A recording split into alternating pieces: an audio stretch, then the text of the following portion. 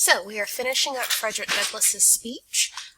We just finished page 2 where we ended off with this very long paragraph that is essentially a list of everything that slaves do, which is live their lives just like everyone else does, just like normal people, with the use of parallelism, so parallel sentence structure, but also the repetition of verbs ending in the ing. Of course, this shows that they are actively living. And then, of course, ending with this sort of indignant tone that even though slaves do all of this, he can't believe they're still being asked to prove that they are, in fact, human beings and not animals. So we're going to pick up with the last page of the speech.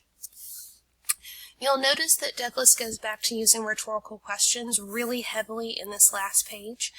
He asks a total of 1, 2, 3, 4, 5, 6, 7, 8, 9, 10, 11, 12. So 12 rhetorical questions in one page. And the answer to all of these questions is pretty apparent. So he's calling out his audience again. Would you have me argue that a man is entitled to liberty, that he is the rightful owner of his own body? You have already declared it. Must I argue the wrongfulness of slavery? Is that a question for Republicans? So all of these questions must be answered in the negative. So he's forcing his audience to see his point and concede his point to him. Is it to be settled by the rules of logic and argumentation, as a matter beset with great difficulty involving a doubtful application of the principles of justice, hard to understand? How should I look today in the presence of Americans, dividing and subdividing a discourse to show that men have the natural right to freedom, speaking of it relatively and positively, negatively and affirmatively? So what he's saying here is, so is what's needed a speech that uses the rules of logic and argumentation, a speech that is set out with great difficulty, that looks at the principle of justice. Do I need to divide and subdivide what it means to be a human and what slaves actually are, to speak of a natural right to freedom relatively and positively? He's already doing this. So what he is once again using is an ironic tone.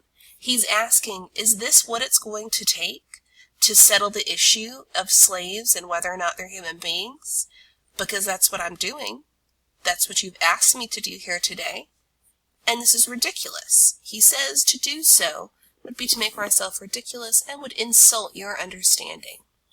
There is not a man beneath the canopy of heaven who does not know that slavery is wrong for him. So, not only does he ask his audience a series of rhetorical questions for which they have to answer in the negative, he asks them, is what's needed a speech that uses logic and argumentation? Is that what you wanted me to come here and give today? Which it was, and that is what he's done. And he's pointing out that even that is ridiculous and is only insulting to them, that they are so dumb that they don't understand that slavery is wrong, that they would need him to actually come up on stage and give a speech that discusses that.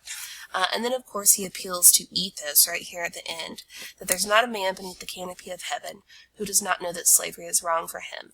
So what you see here is you see Douglass using, again, the use of rhetorical questions, the use of a very ironic tone, and the use of ethos or pathos whenever he uses images of the slaves to reinforce his point to the audience. That not only is the entire idea of arguing that slaves are not men completely ridiculous, but so is the idea of inviting a freed slave or an escaped slave to come and speak relatively and positively about the principles of justice and the natural right to freedom.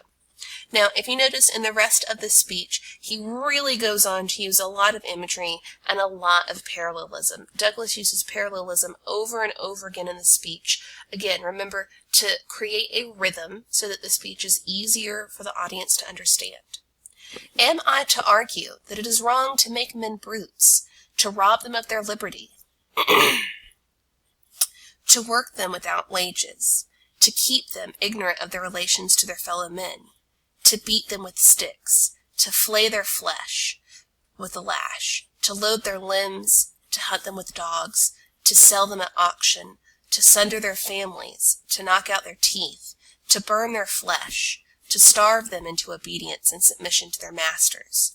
So we see once again the repetition, we see the parallelism that Douglas uses. And here, instead of using verbs with ing, he is using to plus a verb. And we all know what those are. So he's using these infinitive phrases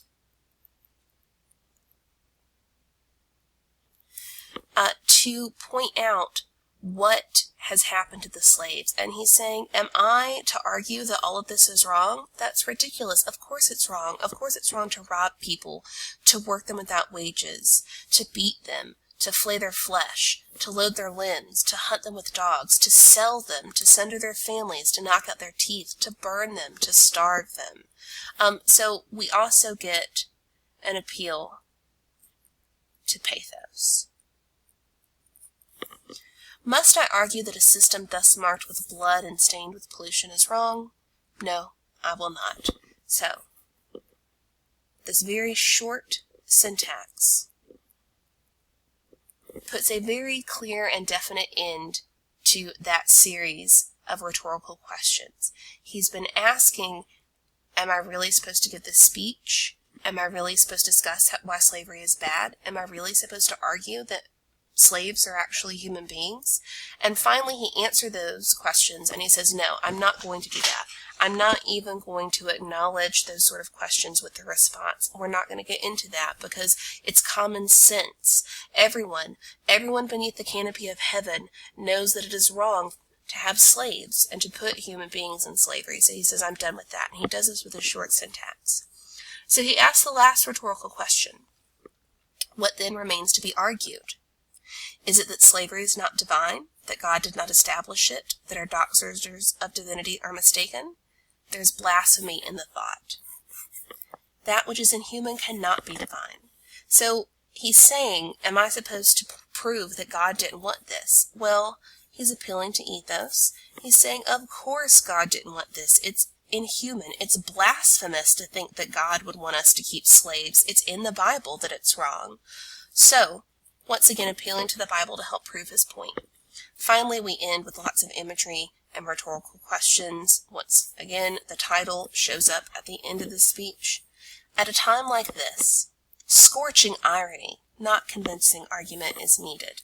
So, we know that Douglas gets a big old check for using scorching irony all through this speech. Now notice what he does here. He says, scorching irony, not convincing argument is needed. Oh, had I the ability...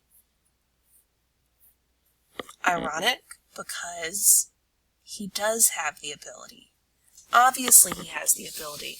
We are reading this entire speech, which is nothing but an example of Douglas's ability with rhetoric and language. So he is being very facetious. He's being very ironic here, saying we need irony and then being ironic. If I had the ability to reach the nation's ear, I would pour out today a fiery stream of biting ridicule, blasting reproach, withering sarcasm, and stern rebuke. He did. That is what this whole speech is. This whole speech is a fiery stream of biting ridicule. It is a blasting reproach to these abolitionists who asked him to give this speech. It's full of withering sarcasm and stern rebuke to the people that have asked him to give his speech. Then he goes on to use a beautiful metaphor, for it is not light that is needed, but fire. It is not the gentle shower, but thunder. We need the storm, the whirlwind, and the earthquake. So he's saying, we need action. All of these things are very active. We don't need light. We need fire. Fire burns. Fire is active. We don't need a gentle rain shower. We need thunder. We need the storm. We need the whirlwind. We need the earthquake. These are the things that get things done. This is action. This is what we need. Just a note. This line, this metaphor, is alluded to in 1968 in Martin Luther King's I Have a Dream speech. he uses these exact lines in his own speech. So just a little bit of future history that we're going to get to. The feeling of the nation must be quickened, the conscience of the nation must be roused, the propriety of the nation must be startled, the hypocrisy of the nation must be exposed, and its crimes against God and man denounced. So once again, he's using parallelism to list what needs to happen.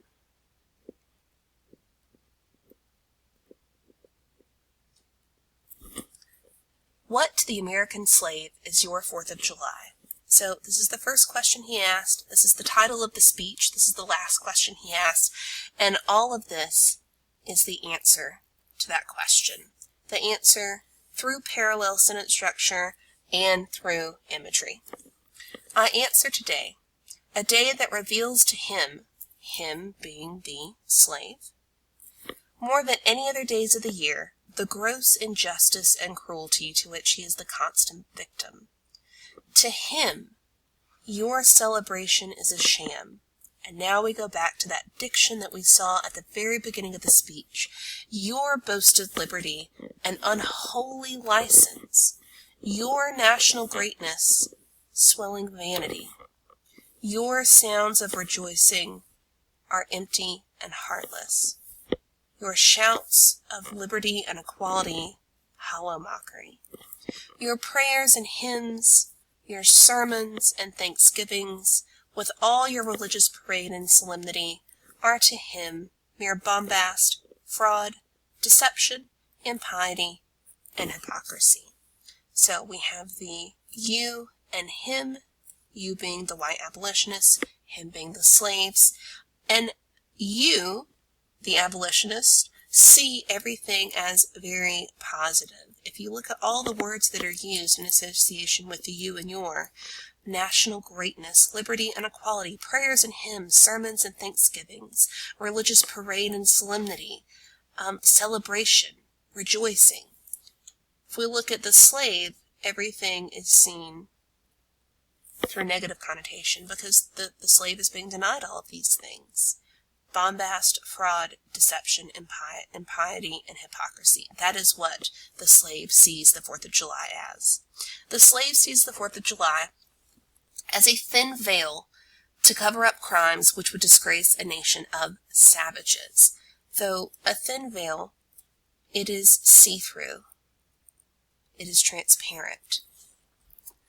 Celebrating the 4th of July, celebrating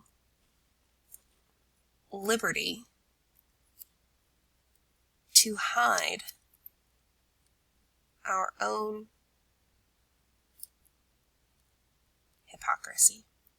And the choice of the word savage here is not a mistake. He knows that they are going to see that and think of the Native Americans, another group of people that have been pushed off of their land. So if he uses this word here to describe the white abolitionists or just anyone who supports slavery, he knows this is going to get a response. Go, search while you roam, through all the monarchies and despotisms of the old world, through South America, search out every abuse, and when you have found the last, lay your facts by the side of the everyday practices of this nation, and you will say with me that, for revolting barbarity and shameless hypocrisy, America reigns without a rival. Now, if you were only to look at this last independent clause, you would think that this is positive, but of course, Douglas is pointing out to us America's revolting barbarity and shameless hypocrisy. So, make sure that you familiarize yourself with Douglas's use of parallelism, of allusion, his use of rhetorical questions, his use of metaphor, his use of irony, his use of diction and syntax. You will have to write an extended response essay over Douglas's speech. We will go over this together in class. Feel free to go back through and look through the video as many times as you need to familiarize yourself with the speech and to get the notes that you need.